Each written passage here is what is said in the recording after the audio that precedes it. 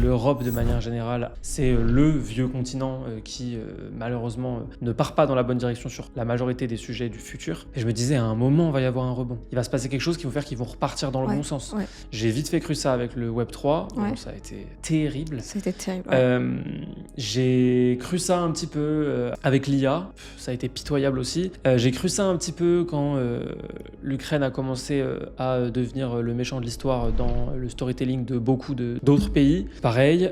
Et en fait, du coup, au fur et à mesure, je perds espoir en fait. C'est-à-dire que je me rends compte que la petite voix qui me faisait espérer que l'Europe reprenne un peu du galon et se redise en fait, on a envie d'être stylé nous aussi. Bah en fait, je pense que ça va pas arriver.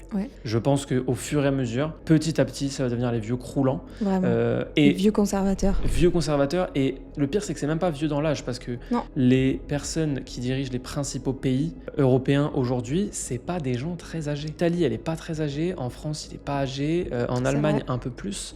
Mais les pays les plus riches de l'Europe, de l'Union européenne, en tout cas les pays qui lead la direction européenne générale, c'est pas des pays où les gens sont âgés. Non. Par contre, les pratiques le sont. Les modes de pensée le sont.